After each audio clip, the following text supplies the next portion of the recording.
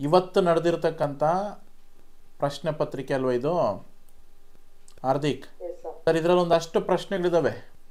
So ನೋಡೋಣ ಈಗ ಇದ್ರದ್ದು ಆನ್ಸರ್ಸ್ ಅನ್ನುವಂಥದ್ದನ್ನ ನೋಡ್ತಾ ಹೋಗೋಣ. ಸೊ ಮೊದಲನೇದು ಪ್ರಶ್ನೆ ಕೇಳಿದಾರಲ್ಲ, ಸೊ ಉತ್ತರ ಬರೆದಿದೆಯಾ? ಬ್ಯಾಸಗಿ ದಿವಸಕ್ಕ ಯಾವ ಮರ ತಂಪು ಅಂತ ಕೇಳಿದ್ದಾರೆ. ಬ್ಯಾಸಗಿ ದಿವಸಕ್ಕೆ ಬೇವಿನ ಮರ ಅನ್ನುವಂಥದ್ದು ತಂಪು. ಸೊ ಹಾಗಾಗಿ ಈ ಆನ್ಸರ್ ಅನ್ನುವಂಥದ್ದು ರೈಟ್ ಆನ್ಸರ್.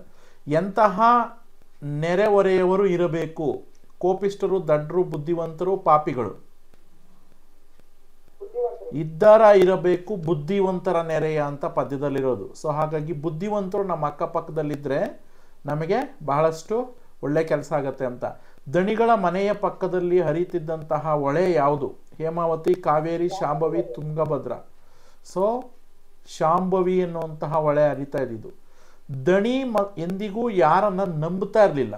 ಹೆಂಡತಿಯನ್ನು ನಂಬ್ತಾ ಇರಲಿಲ್ಲ, ಊರ್ ಜನರನ್ನ ಅಥವಾ ಒಕ್ಕಲು ಮಕ್ಕಳನ್ನ, ಸ್ವಂತ ಮಕ್ಕಳನ್ನ.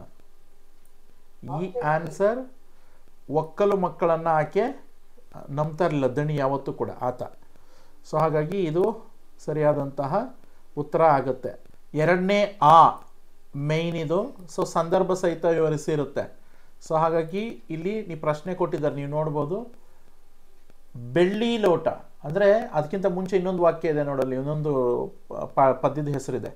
ಸೊ ಹಬ್ಬಲೆ ಅವರ ರಸಬಳ್ಳಿ ಅನ್ನುವಂತಹ ಈ ಪದ್ಯ ಭಾಗ ಯಾವುದಕ್ಕೆ ಸಂಬಂಧಪಟ್ಟಿರೋದು? ಇದೊಂದು ಜನಪದ ಕೃತಿಯಾಗಿದೆ. ಅಂದರೆ ಜನಪದ ಅಂತಂದರೆ ಜನಗಳ ಬಾಯಿಂದ ಹರಡಿರ್ತಕ್ಕಂಥ ಸಾಹಿತ್ಯ. ಆದ್ದರಿಂದ ಇದನ್ನು ಜನಪದ ಸಾಹಿತ್ಯ ಅಂತ ಹೇಳಿ ಕರೆಯೋದು. ಡಿಸ್ಪ್ಲೇ ಆಗ್ತಿದೆಯಲ್ಲ ಹಾರ್ದಿಕ್? ಅವರ ರಸಬಳ್ಳಿ ಜನಪದ. ದಣಿಗಳ ಬೆಳ್ಳಿ ಲೋಟ ದ ರೈಟ್ ಆನ್ಸರ್. ಲಾವಣಿಯನ್ನು ಬಿಟ್ಬಿಡ್ಬೇಕು ನಾವು. ಹಾಗೆ ನೋಡೋಣ, ಈ ಪ್ರಶ್ನೆಗೆ ಉತ್ತರ ಹೇಳಪ್ಪ ನೋಡೋಣ. ಇಲ್ಲಿ ಹಡೆದವ್ವನನ್ನು ಯಾವಾಗ ನಾವು ನೆನೆಯಬೇಕು ಅಂತ ಇದೆ ಪ್ರಶ್ನೆ. ಹಡೆದವ್ವನನ್ನು ಯಾವಾಗ ನಾವು ನೆನೆಯಬೇಕು? ಯಾವಾಗ ನೆನೆಯಬೇಕು ಹಡೆದವ್ವನನ್ನ?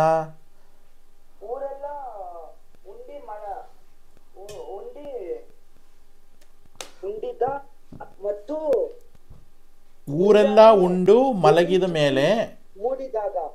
ಅಂದ್ರೆ ಊರೆಲ್ಲ ಉಂಡು ಮಲಗಿದ ಮೇಲೆ ಅಂದ್ರೆ ತಂಪೊತ್ನಲ್ಲಿ ತಾಯಿಯನ್ನ ನೆನಪಿಸ್ಕೊಳ್ಬೇಕು ಅನ್ನುವಂಥದ್ದು ಒಬ್ಬ ಜನಪದ ಹೆಣ್ಣುಮಗಳು ತಿಳಿತಾಳೆ. ಸೊ ಹಾಗಾಗಿ ಇದಕ್ಕೆ ಅದ ಆನ್ಸರು. ಮತ್ತೆ ಹಿತ್ತಾಳೆಗಿಂತ ಬಲುಹೀನ ಯಾವುದು ಅಂತ ಕೇಳಿದ್ದಾರೆ.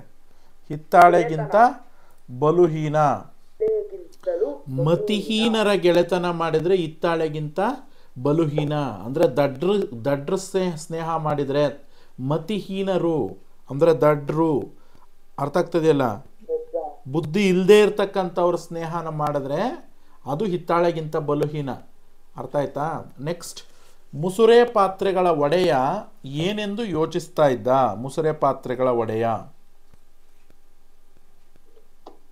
ಈ ನೀರಿನಲ್ಲಿ ಈಜಬೇಕು ಅಂತ ಯೋಚನೆ ಮಾಡ್ತಾನ ಅವನು. ಯಾಕೆ ಅಂತಂದ್ರೆ ಪಾತ್ರೆ ಸಾಮಾನುಗಳೆಲ್ಲ ಬಿದ್ದುಬಿಟ್ಟಿರ್ತಾವಲ್ವಾ, ಆ ಸಂದರ್ಭದಲ್ಲಿ ಅವರಪ್ಪ ಟೆನ್ಷನಿಂದ ಪಾತ್ರೆಗಳನ್ನೆಲ್ಲ ಹುಡುಕ್ತಾ ಇದ್ರೆ ಇವನು ಹೇಗಿದ್ರು ನಾನು ನೆಂದಿದ್ದೀನಿ, ಇನ್ನೊಂದ್ಸಲ ನೀರಿನಲ್ಲಿ ಬಿದ್ದು ಯಾಕೆ ಈಜಬಾರ್ದು ಅಂತ ಯೋಚನೆ ಮಾಡ್ತಾ ಇರ್ತಾನೆ. ಅಂದ್ರೆ ಅದೇ ಗುಡ್ಡ. ನದಿಯ ಒಡಲು ಯಾವಾಗ ಪ್ರಕ್ಷುಬ್ಧವಾಗುತ್ತದೆ ಅಂತ ಪ್ರಶ್ನೆ ಇದೆ. ನದಿಯ ಒಡಲು ಯಾವಾಗ? ಆಟಿಸೋಣದ ಮಳೆಯ ಕಾಲದಲ್ಲಿ, ಅಂದ್ರೆ ಆಷಾಢ ಮತ್ತು ಶ್ರಾವಣದ ಸಂದರ್ಭ ಅಂತ. ಅಂದ್ರೆ ಆವಾಗ ಜಾಸ್ತಿ ಜೋರಾಗಿ ಹರಿತಾ ಇರ್ತದೆ ಅಂತ. ಇನ್ನೊಂದಿದೆ ನೋಡಿ ಇಲ್ಲಿ, ಅಂದ್ರೆ ಸಂದರ್ಭ ಸಹಿತ ವಿವರಿಸಿ ಇದೆ, ಅದರ ಬಗ್ಗೆ ತಿಳ್ಕೊಳ್ಳೋಣ ಈಗ. ಈ ಕೆಳಗಿನ ಯಾವುದಾದ್ರೂ ಒಂದಕ್ಕೆ ಸಂದರ್ಭ ಸಹಿತ ವಿವರಿಸಿ ಅಂತಿದೆ. ಓಕೆ, ಯಾವುದಾದ್ರೂ ಒಂದಕ್ಕೆ. ಜ್ಯೋತಿ ನೀನ್ಯಾರ ಹೋಲಾರ. ಜ್ಯೋತಿಗೆ ಇಲ್ಲಿ ಹೋಲಿಸಿರ್ತಕ್ಕಂಥದ್ದು ತನ್ನ ಹೆತ್ತ ತಾಯಿಯನ್ನೇ. ಇದು ಹಬ್ಬಲೆ ಅವರ ರಸಬಳ್ಳಿದು ಪದ್ಯ. ಜ್ಯೋತಿ ನೀನ್ಯಾರ ಹೋಲ್ಯಾರ ಅಂದರೆ ಪ್ರಸ್ತುತ ಯಾವಾಗಲೂ ಅಷ್ಟೇ ಸಂದರ್ಭ ಬರಿಬೇಕಾದ್ರೆ 3 ಸ್ಟೆಪ್ಸು ಬರಿಬೇಕಾಗತ್ತೆ. ಎಸ್, ಆಯ್ಕೆ, ಸಂದರ್ಭ ಮತ್ತು ಸ್ವಾರಸ್ಯ.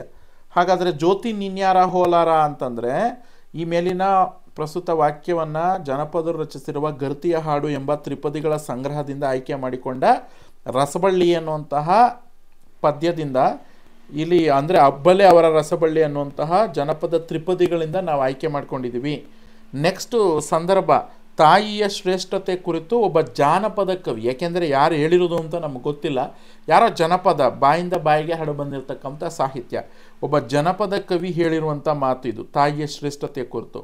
ಈಗ ಸ್ವಾರಸ್ಯನ ನಾವು ಹೇಳೋದಾದರೆ, ತಾಯಿಗಿಂತ ದೇವರಿಲ್ಲ, ಬಂಧುವಿಲ್ಲ ಅಂತ ಹೇಳ್ತಾರೆ.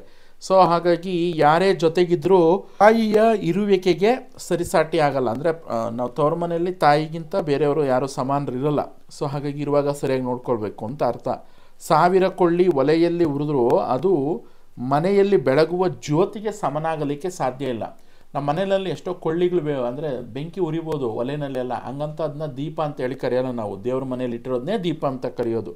ಸೊ ಹಾಗಾಗಿ 1000 ಮನೆಯಲ್ಲಿ ಯಾವುದೇ ಒಂದು ಕೊಳ್ಳಿಗಳು ಅಂತಂದರೆ ಉರಿದ್ರು, ಬೆಂಕಿ ಉರಿತಾ ಇದ್ರು, ಅದು ದೇವ್ರ ಮನೆಯಲ್ಲಿರ್ತಕ್ಕಂತಹ ಜ್ಯೋತಿಗೆ ಸಮ ಆಗೋದಿಲ್ಲ. ಹಾಗೆಯೇ ತಾಯಿನೂ ಅಷ್ಟೇ, ಮನೆಯಲ್ಲಿ ಯಾರೇ ಇದ್ದರೂ ಕೂಡ ತಾಯಿಗೆ ಸಮಾನ ಅನ್ನುವಂಥವಳು ಯಾರೂ ಇರಲ್ಲ, ಇನ್ನೊಬ್ರು ಇರಲ್ಲ. ಹಾಗಾಗಿ ಇರುವಂಥ ಸಂದರ್ಭದಲ್ಲಿ ಅವ್ರನ್ನ ಚೆನ್ನಾಗಿ ನೋಡ್ಕೊಳ್ಬೇಕು ಅಂತ. ಈಗ ನೆಕ್ಸ್ಟು, ಪಾವಕ್ಕಿ ಕಮ್ಮಿ ಮಾಡಿದರೆ ಸುಮ್ಮನೆ ಇರ್ತೀಯನೋ ನೀನು ಅಂತ ಒಂದು ಪ್ರಶ್ನೆ ಇದೆ ಅಂತ. ಇದು ದಣಿಗಳ ಬೆಳ್ಳಿ ಲೋಟದಿಂದ ಆಯ್ಕೆ ಮಾಡ್ಕೊಂಡಿರ್ತಕ್ಕಂತಹ ಒಂದು ಸಂದರ್ಭ.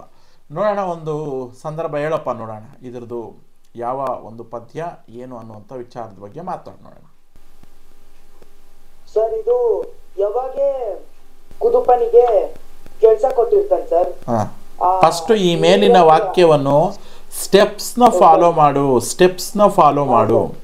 ಆಯ್ಕೆ, ಈ ವಾಕ್ಯವನ್ನು ಡಾಕ್ಟರ್ ಎಚ್ ನಾಗವೇಣಿ ಅವರು ಬರೆದಿರುವ ದಣಿಗಳ ಬೆಳ್ಳಿ ಲೋಟ ಎಂಬ ಪಾಠದಿಂದ ಆರಿಸಲಾಗಿದೆ. ಸಂದರ್ಭ ದಣಿಗಳು ಕುದುಪನಿಗೆ ಹೇಳಿದ ಮಾತು. ಸ್ವಾರಸ್ಯ, ಓಕೆ. ಸೊ ಇಲ್ಲಿ ಜ್ಯೋತಿ ನೀನ್ಯಾರ ಹೋಲ್ಯಾರ ಅದಾಗಿದ್ದಾದ್ಮೇಲೆ ಪಾವಕ್ಕಿ ಕಮ್ಮಿ ಮಾಡಿದ್ರೆ ಸುಮ್ಮನೆ ಇರ್ತೀಯನೋ ನೀನು. ಸೊ ಕರೆಕ್ಟಾಗಿ ಹೇಳಬೇಕು ಅಂತಂದರೆ, ಇದು ಆಗಲೇ ನೀವು ಹೇಳಿದಾಗೆ ದಣಿಗಳ ಬೆಳ್ಳಿ ಲೋಟದ್ದು. ಆ್ಯಕ್ಚುಲಿ ಇವರು ಹೂಳನ್ನೇ ಎತ್ತಾ ಇರಬೇಕಾದ್ರೆ ತನ್ನ ಗಂಡನಿಗೆ, ಅಂದರೆ ಚಿನ್ನಮ್ಮನ ಗಂಡ ಯಾರು ಕುದುಪ ಇದ್ದಾನೆ, ಕುದುಪನಿಗೆ ಸುಸ್ತಾಗಿ ಸ್ವಲ್ಪ ಹೊತ್ತು ನೀರಲ್ಲಿ ಕುತ್ಕೊಳ್ಳೋಕೆ ಹೋಗ್ತಾನೆ, ಅಲ್ಲೇ ಕುಸಿದು ಬೀಳುವಂಥ ಸಂದರ್ಭ ಬರುತ್ತೆ. ಆ ಸಂದರ್ಭದಲ್ಲಿ ನಾನು ನೋಡಿ ದಣಿಗಳು ತಡ್ಕೊಳಕ್ಕಾಗ್ದಿರ, ಸೊ ನೋಡು ನಿನಗೆ ಒಂದು ಪಡಿ ಕೊಡಬೇಕಾದ್ರೆ ಒಂದು ಪಾವಕ್ಕಿ ಕಡಿಮೆ ಮಾಡಿದ್ರೆ ನೀನಾದರೂ ಈಸ್ಕೋತೀಯಾ ಇಲ್ಲವಲ್ಲ, ಹಾಗಾದರೆ ಈಗ ಯಾಕೆ ಕುತ್ಕೋತಾ ಇದೆಯಾ, ಕೆಲಸ ಮಾಡು ಅನ್ನೋಂಥ ತನ್ನ ದರ್ಪವನ್ನು ಈ ಬಡವರ ಮಕ್ಕಳ ಮೇಲೆ ತೋರಿಸ್ತಾ ಇರ್ತಕ್ಕಂಥದ್ದು ಇಲ್ಲಿ ಗಮನಾರ್ಹವಾದಂಥ ವಿಷಯ. ಸೊ ಹಾಗಾಗಿ ನಾವು ಅದ್ರ ಕಡೆ ಕಾನ್ಸಂಟ್ರೇಷನ್ ಮಾಡಬೇಕು, ಇನ್ನು ಎಕ್ಸ್ಪ್ಲೇನ್ ಮಾಡಿ ಬರೀಬೇಕು. ನೆಕ್ಸ್ಟ್, ಈ ಕೆಳಗಿನ ಯಾವುದಾದ್ರೂ ಒಂದು ಪ್ರಶ್ನೆಗೆ 5-6 ವಾಕ್ಯದಲ್ಲಿ ಉತ್ತರಿಸಿ ಅಂತ ಕೇಳಿದ್ದಾರೆ. ಸೊ ಫಸ್ಟ್ ಪ್ರಶ್ನೆ, ಬಂಗಾರ ನಿನಗೆ ಸ್ಥಿರವಲ್ಲ ಎಂಬ ಮಾತಿನ ಸ್ವಾರಸ್ಯವನ್ನು ಬರೆಯಿರಿ ಅಂತ ಕೇಳಿದ್ದಾರೆ. ಬಂಗಾರ ನಿನಗೆ ಸ್ಥಿರವಲ್ಲ ಅನ್ನೋಂಥ ಮಾತಿನ ಸ್ವಾರಸ್ಯವನ್ನು, ಅಂದರೆ ನಮ್ಮಲ್ಲಿ ಬಂಗಾರ ಶಾಶ್ವತ ಅಲ್ಲ ಅನ್ನುವಂಥದ್ದು ಅರ್ಥ. ಬದುಕಿನಲ್ಲಿ ಬಡತನ ಸಿರಿತನಗಳು ಯಾವತ್ತೂ ಶಾಶ್ವತ ಅಲ್ಲ. ಸಿರಿತನ ಬಂದವನಿಗೆ ಬಡತನ ಬರಲೇಬೇಕು, ಬಡತನ ಇದ್ದವನಿಗೆ ಸಿರಿತನ ಬಂದೇ ಬರುತ್ತೆ ಒಂದಲ್ಲ ಒಂದು ದಿವಸ. ಸಿರಿತನ ಬಂದಾಗ ಬಡವರನ್ನು ನಾವು ಯಾವತ್ತೂ ಕೂಡ, ಅಂದರೆ ನಾವು ಶ್ರೀಮಂತರಾದಾಗ ಬಡವರನ್ನು ಹಂಗಿಸಬಾರ್ದು, ಹೀಯಾಳಿಸಬಾರ್ದು. ಜನಪದರು ಆದ್ದರಿಂದಲೇ ಈ ಪದ್ಯದ ಭಾಗದ ಮುಖಾಂತರ, ಈ ತ್ರಿಪದಿ ಮುಖಾಂತರ ಏನು ಹೇಳಕ್ಕೆ ಹೊರಟಿದ್ದಾರೆ ಅಂದರೆ, ಬಂಗಾರ ನಿನಗೆ ಸ್ಥಿರವಲ್ಲ ಎಂಬ ಮಾತನ್ನು ಒತ್ತಿ ಒತ್ತಿ ಹೇಳಿದ್ದಾರೆ. ಅಂದರೆ ಬಂಗಾರ ನಿನ್ನ ಹತ್ರ ಶಾಶ್ವತವಾಗಿ ಇರಲ್ಲ. ಸಿರಿತನ ಮಧ್ಯಾಹ್ನದ ಬಿಸಿಲು ಹೊರಳಿ ಸಂಜೆ ಆವರಿಸಿರುವಂತೆ ದೂರಾಗಬಹುದು. ಹಾಗಾಗಿ ಸಿರಿತನ ಬಂದಾಗ ಬೀಗದೆ ಜಂಬದಿಂದ ವರ್ತಿಸದೆ ಎಲ್ಲರೊಂದಿಗೆ ಪ್ರೀತಿ ಸಾಮರಸ್ಯದಿಂದ ಬಾಳುವುದು ಬಹಳ ಬಹಳ ಮುಖ್ಯ ಎಂಬ ಮಾತನ್ನು ಬಂಗಾರ ನಿನಗೆ ಸ್ಥಿರವಲ್ಲ ಎಂಬ ಸ್ವಾರಸ್ಯಕರ ಮಾತಿನ ಮುಖಾಂತರ ವಿವರಣೆ ಅಂತಕ್ಕಂಥದ್ದನ್ನ ಮಾಡಿದ್ದಾರೆ. ಅಲ್ಪನಿಗೆ ಐಶ್ವರ್ಯ ಬಂದರೆ ಅರ್ಧ ರಾತ್ರಿಯಲ್ಲಿ ಕೊಡೆ ಹಿಡ್ದ ಎಂಬ ಗಾದೆ ಮಾತಿನಂತೆ ಜನರು ಸಿರಿವಂತನನ್ನು ಎಚ್ಚರಿಸುವ ಗೀತೆಯು ಇಲ್ಲಿ ಮೂಡಿ ಬಂದಿರತಕ್ಕಂಥದ್ದು ಒಂದು ಗಮನಾರ್ಹವಾದಂಥ ವಿಷಯ ಅನ್ನುವಂಥದ್ದನ್ನ ನಾವಿಲ್ಲಿ ಮರಿಬಾರ್ದು. ಅರ್ಥ ಆಯ್ತಾ? ಇದು ಬಂಗಾರ ನಿನಗೆ ಸ್ಥಿರವಲ್ಲ ಎಂಬ ಮಾತಿನ ಸ್ವಾರಸ್ಯನ ಬರಿಬೇಕಾದ್ರೆ. ಸರಿ, ಹಾಗಾದರೆ ಇನ್ನೊಂದು ಪ್ರಶ್ನೆ ಇದೆ, ದಣಿ ಮತ್ತು ಹೊಳೆಯ ನಡುವಿನ ಸಮರವನ್ನು ಚಿತ್ರಿಸಿ ಅಂತ. ಅಂದರೆ ದಣಿ ಒಂದು ಕಡೆಗೆ ಹೊಳೆಯನ್ನು ಯಾವ ರೀತಿ ಮೂದಲಿಸ್ತಾ ಇರ್ತಾನೆ, ಅದೇ ಥರ ಒಂದು ರೀತಿ ಹೊಳೆಗೆ ಏನಾದರೂ ಬಾಯಿ ಇದ್ದಿದ್ದಿದ್ರೆ ದಣಿಗಳನ್ನು ಯಾವ ರೀತಿ ಬೈತಾ ಇತ್ತದು ಅನ್ನೋಂಥ ಒಂದು ವಿಚಾರವನ್ನು ನೀವು ನಿಮ್ಮ ಮಾತುಗಳಲ್ಲಿ ಏನು ಮಾಡಬೇಕು, ಬರಿಬೇಕೀಗ. ದಣಿ ಮತ್ತು ಹೊಳೆಯ ನಡುವಿನ ಸಮರವನ್ನು ಚಿತ್ರಿಸಿ ಅಂತಿದೆ. ಸರ್, ಶಾಂಭವಿ ಒಲೆಯು ಪ್ರತಿ ಮಳೆಗಾಲದಲ್ಲಿ ಅಂದ್ರೆ 3 ಮಾಸಗಳಲ್ಲಿ ಅಂದ್ರೆ ಏನದು ಆಷಾಢ, ಶ್ರಾವಣ, ಭಾದ್ರಪದ ಮಾಸದಲ್ಲಿ ನದಿ ಆಡಿದ್ದೇ ಆಟ. ಹಾಗಾಗಿ ಮಳೆಗಾಲ ಬಂದರೆ ಸಾಕು ಈ ಬಿಕನಾಸಿ ಒಲೆ ಅಂದ್ರೆ ಇವನ್ ಬೈತಾ ಇರೋದು,